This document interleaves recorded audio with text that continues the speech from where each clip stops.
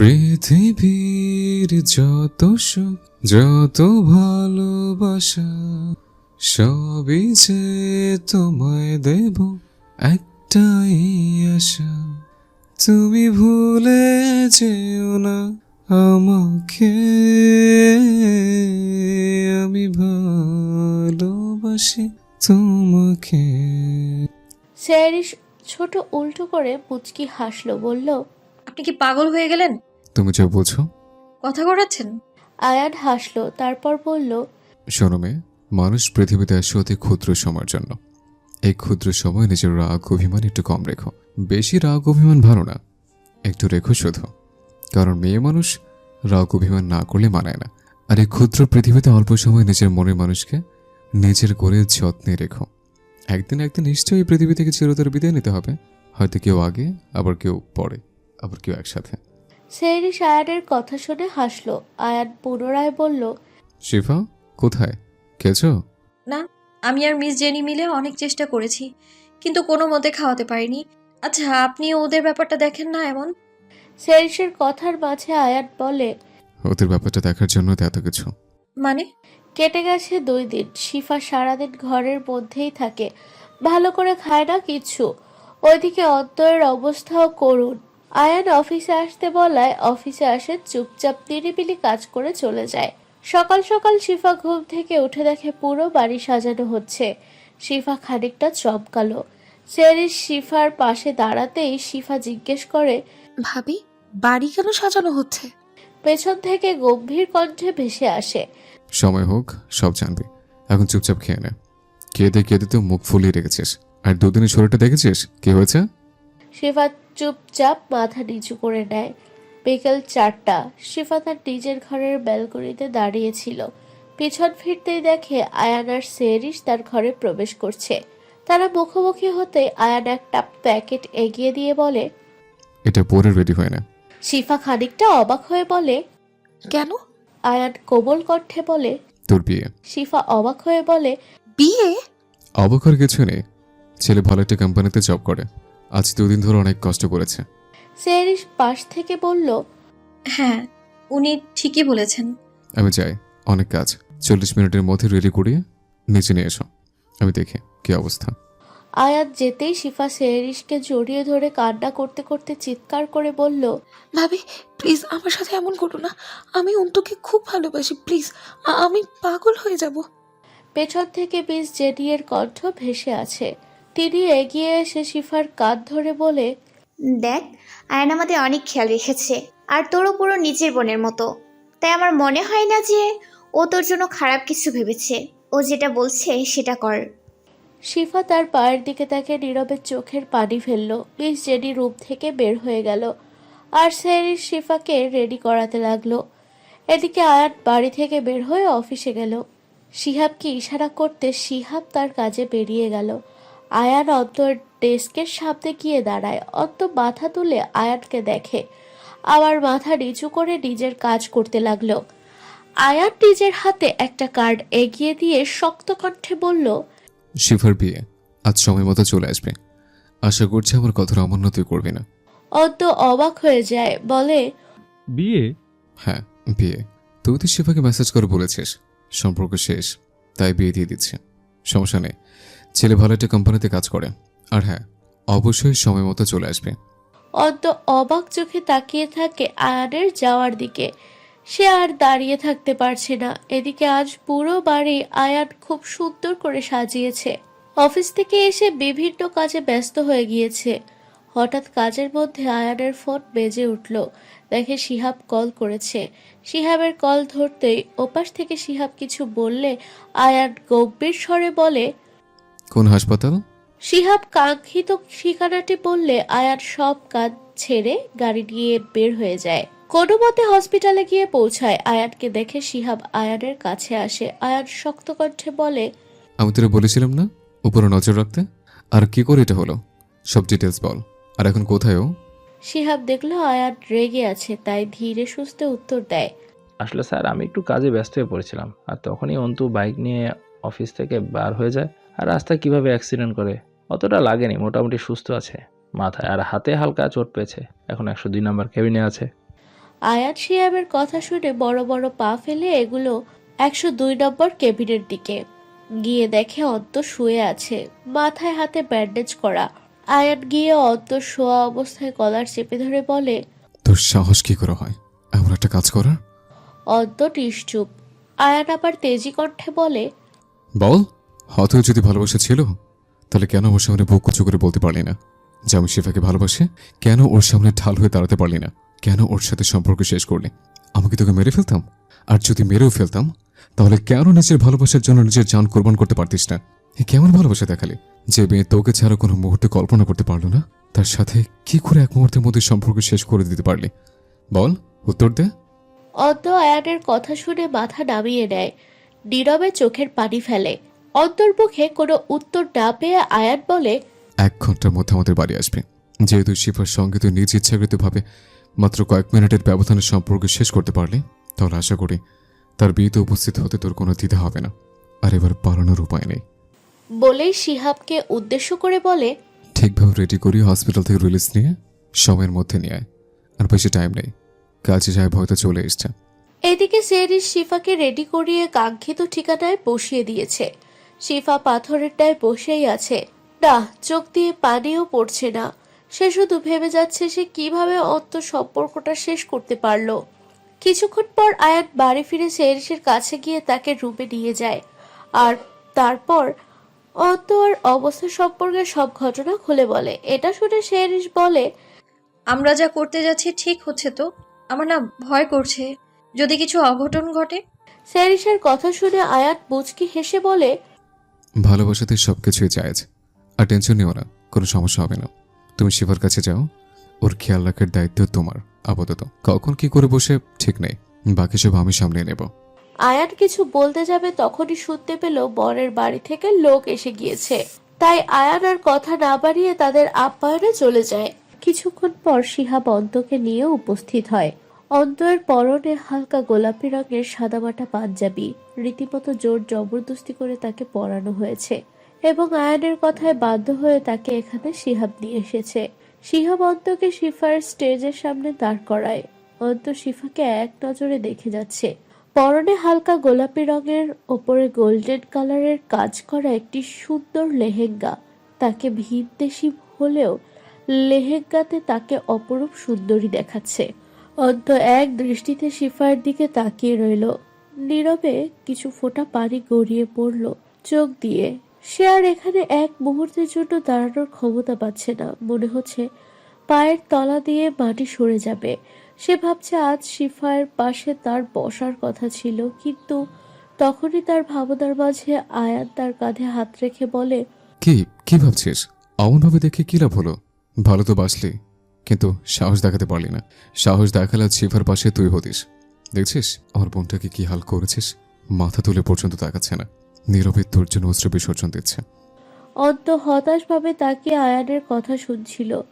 হঠাৎ সে আয়ানের হাতে পায়ে পড়ার মতন অবস্থা করে কান্না মিশ্রিত স্বরে বলে, প্লিজ স্যার, প্লিজ, আমার অনেক বড় ভুল হয়ে গেছে। আসলে আমার আপনাকে বলার মতো সাহস ছিল না।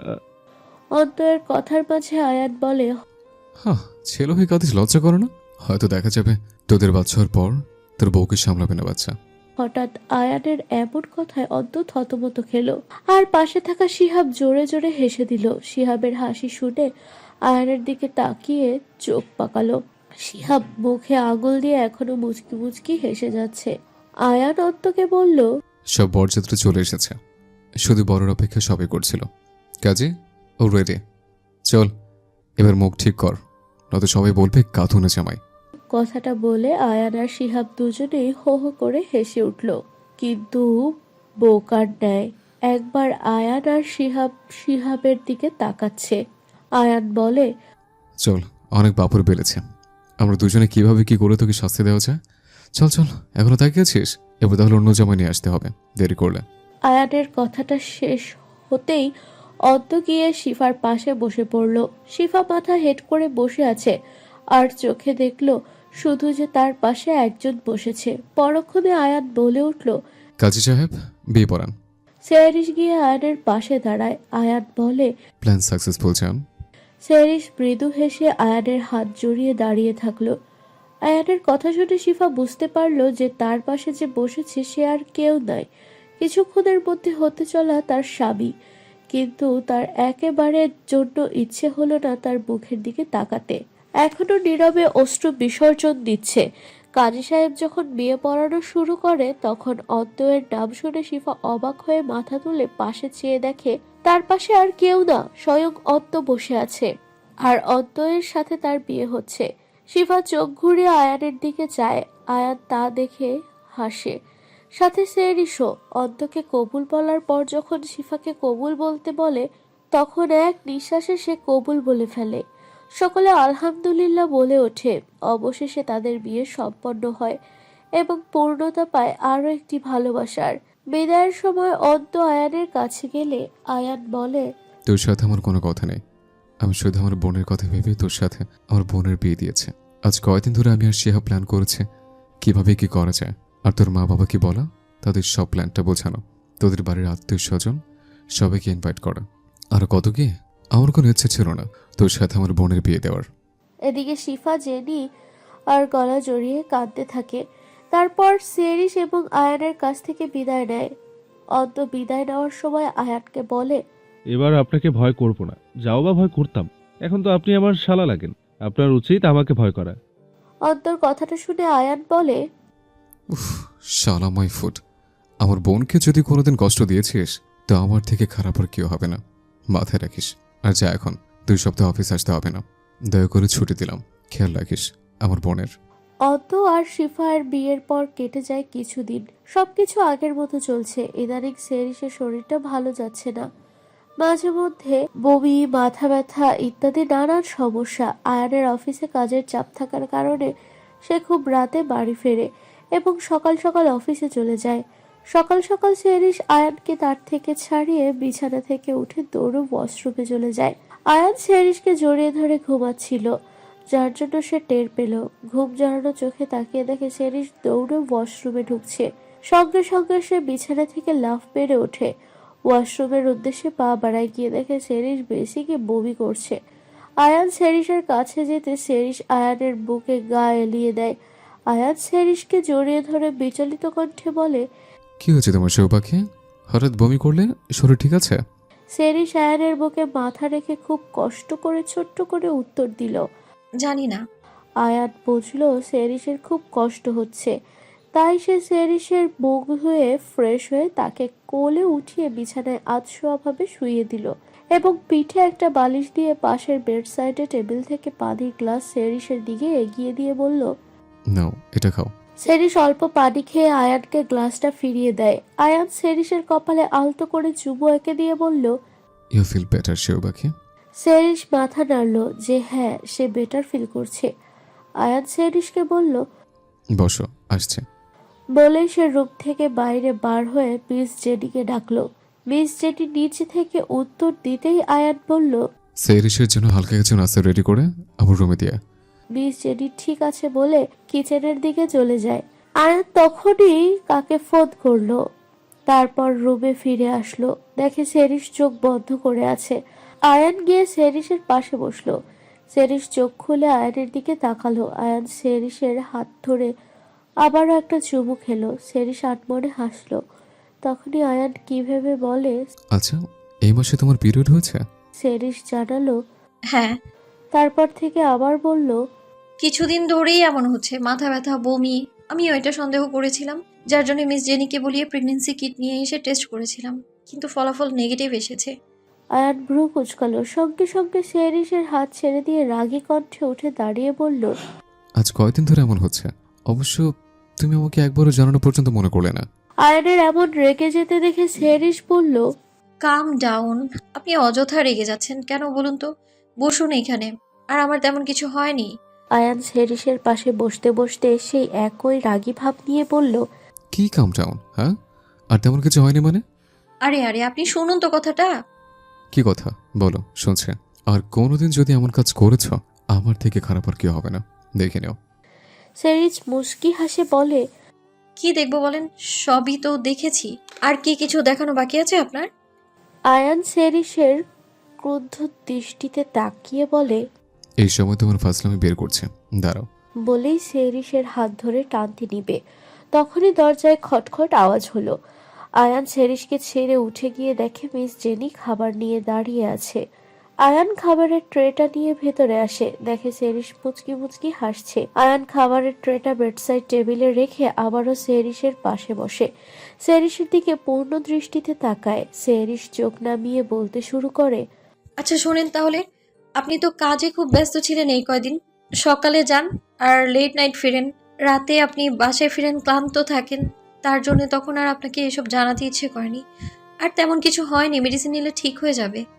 আয়ান সেরিসের কথায় মাথা নামিয়ে একটা দীর্ঘ নিঃশ্বাস ফেলল। আসলেই সে কদিন প্রচুর ব্যস্ত ছিল।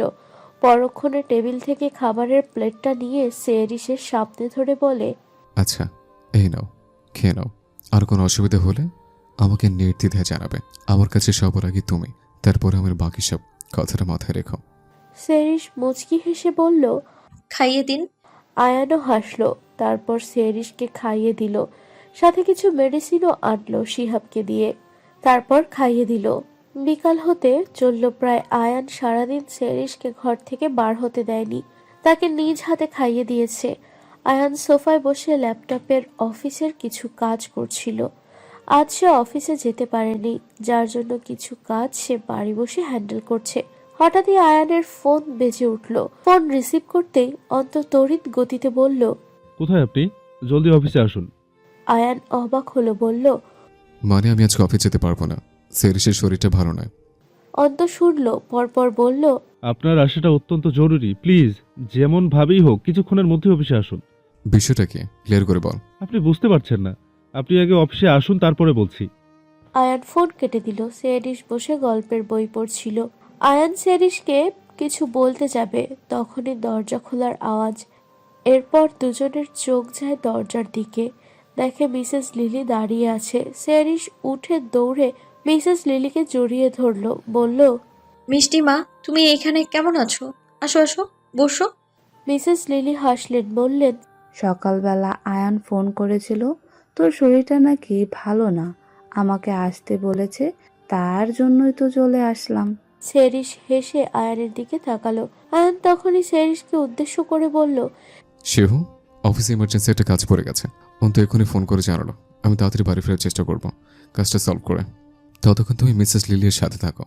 আর কোনো প্রয়োজন হলে আমাকে অবশ্যই ফোন করো। সেরিস ঠিক আছে বলে মাথা নাড়ায়।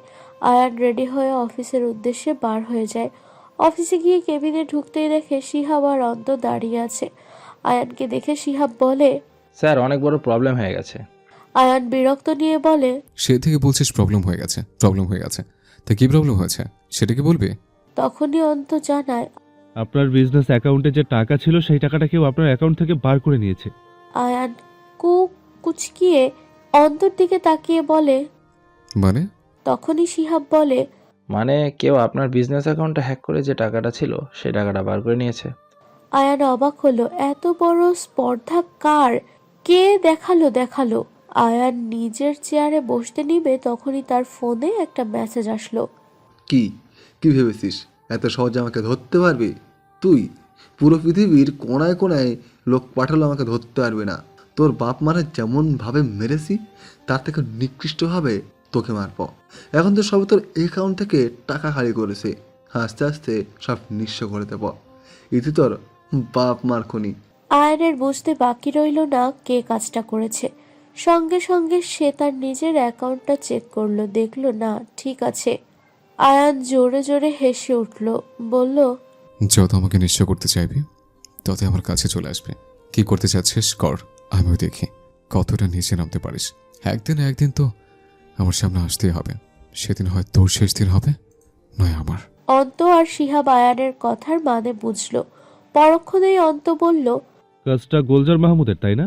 আয়ান মাথা নাড়ল যে হ্যাঁ। পরক্ষণেই শিহাব বলল, ভাগ্যিস আপনি আপনার ব্যবসায় 60% টাকা আপনার নিজের অ্যাকাউন্টে রাখেন, কিন্তু স্যার বিজনেস অ্যাকাউন্ট থেকে যেহেতু টাকা নিয়েছে তাহলে আপনার অ্যাকাউন্ট থেকে টাকাগুলো ওঠার সম্ভাবনা তো থাকতে পারে। আয়ান মাথা নেড়ে জানালো, না, মূলত ওর কাছে আমার এই অ্যাকাউন্টের কোনো বিষয়ে তথ্য নেই। আর রইলে বিজনেস অ্যাকাউন্ট, যেহেতু এই অ্যাকাউন্টে আমাদের বিজনেসের ক্ষেত্রে সকল জায়গায় দেওয়া থাকে, সেক্ষেত্রে কোনো বড়সড় হ্যাকার দিয়ে কাজটা করিয়েছে। শিহাব মাথা নাড়ল যে হ্যাঁ ঠিক আছে। রাত 9টার দিকে আয়ান বাড়ি ফিরল। এসে সোজা রুমে চলে যায়। গিয়ে দেখে মিসেস লিলি সেরিসের মাথায় পানির পট্টি দিচ্ছে। আয়ানের সঙ্গে সেরিসের পাশে গিয়ে বসে। সেরিস চোখ বুজিয়ে রেখেছিল। আয়ান সেরিসের মাথা গলায় হাত দিয়ে দেখল জ্বরে গা পুড়ে যাচ্ছে। এটা দেখে আয়ান মিসেস লিলিকে বললেন। কখন জ্বর এসেছে আর আমাকে জানানো হয়নি কেন? মিসেস লিলি আয়ানের দিকে তাকিয়ে বলে, সেহেরিস শুয়েছিল, আমি কিছুক্ষণের জন্য নিচে গিয়েছিলাম। প্রায় 30 মিনিট পর ফিরে এসে দেখি জ্বরে গা পুড়ে যাচ্ছে। আর তোমাকে জানানো হয়নি কারণ সেহরিসকে মেডিসিন খাওয়ানো হয়েছে। আয়ান স্বস্তির নিঃশ্বাস ফেলল। পরপর মিসেস লিলিয়ার উদ্দেশ্যে বলল, আপনি যান, আমি আছি সেরিসের কাছে। আয়ানের কথায় মিসেস লিলি চলে গেল। আয়ান আলতো হাতে সেরিসের মাথায় পানি পট্টি দিয়ে দিচ্ছে। কিছু বলতে গিয়েও বলল না। কিছুক্ষণ পর সেরিসের চোখ বুঝে এলো।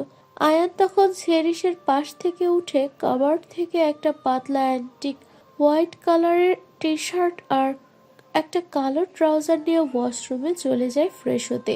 ফ্রেশ হয়ে কিছুক্ষণের মধ্যে ওয়াশরুম থেকে বার হয়ে সেরিসের পাশে গিয়ে বসে। তার মাথাতে হাত দিয়ে দেখে জ্বর কমছে কিনা, কিন্তু না, জ্বর কমের জায়গায় আরো বেশি বাড়ছে। আয়ান সেরিসকে উদ্দেশ্য করে গালের এক পাশে হাত রাখে বলল, পাখি, শেহু, এই শুনছো?